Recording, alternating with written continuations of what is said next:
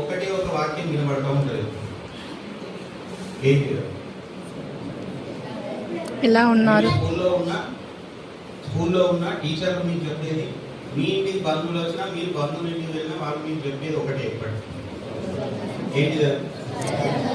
Right, very good, చదువుకోమని చెప్తారు, అంతే కదా. ఇట్లనే మీలాగే ఒక చిన్న పాప స్కూల్లో ఫస్ట్ పీరియడ్ తెలుగు టీచర్ వచ్చింది, చదువుకో అని చెప్పిందంట. Next second period Hindi sir వచ్చింది, బాగా చదువుకోవాలని చెప్పింది. అట్లా ప్రతి పీరియడ్ టీచర్ రావడం, చదువుకోండి అని చెప్పడం. ఆమె బాగా చిరాకేసింది. స్కూల్ అయిపోయిన తర్వాత ఇంటికి వెళ్ళిపోయి బ్యాగ్ అక్కడ పడేసి టీవీ రిమోట్ తీసుకొని టీవీ చూద్దామని స్టార్ట్ చేసే టైంకు వాళ్ళ అమ్మ చూసింది. బంగారు తల్లి వచ్చినవా స్కూల్ నుంచి, వెరీ గుడ్, మంచిగా ఫ్రెష్ అప్ అయిపోయి రాకో, వచ్చి కూర్చొని చదువుకో అన్నారు. మరి మళ్ళీ అమ్మ కూడా చదువుకోమని అంటుంది అని చెప్పేసి విసుగులో వెళ్ళి మొహం కడుక్కొని వచ్చి మళ్ళీ టీవీ రిమోట్ పట్టగానే వాళ్ళ ఫాదర్ ఆఫీస్ నుంచి అప్పుడే వచ్చింది. ఆయన రాగానే ఏమన్నాడు, మళ్ళీ స్కూల్ నుంచి వచ్చేసినవా, బాగా చదువుకోవాలి, బ్యాగ్ తీసి ముద్ర పెట్టుకోవాలన్నాడు.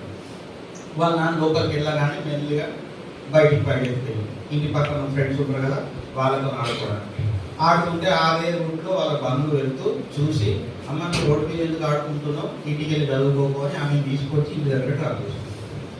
ఇక ఆమె బాగా చిరాకేసింది, ఎక్కడ చూడు చదువు అని అంటున్నారు అని గట్టిగా వచ్చిందట. దేవుడా అడిస్తే దేవుడు ప్రత్యక్షం. ఎందుకు వచ్చావమ్మా, ఏం కావాలి నీకు అని అడిగితే, నన్ను రక్షించు దేవుడా అన్నాడు. అప్పుడు దేవుడు ఏమన్నాడంటే, నిన్ను కాపాడతా కానీ నువ్వు బాగా చదువుకో అన్నాడు. అర్థమైనా? ఆఖరికి దేవుడు కూడా మళ్ళీ అదే మాట చెప్పింది. ఇంతమంది ఎందుకు మరి చదువుకో అంటున్నారు. స్కూల్ అది, ఇంట్లో అది, ఎక్కడ చూసినా అదే అంటున్నారు. ఎందుకు చదువుకోవాలి అని మీకు ఒక క్వశ్చన్ రేజ్ అవుతుంది, అంతేనా కాదు?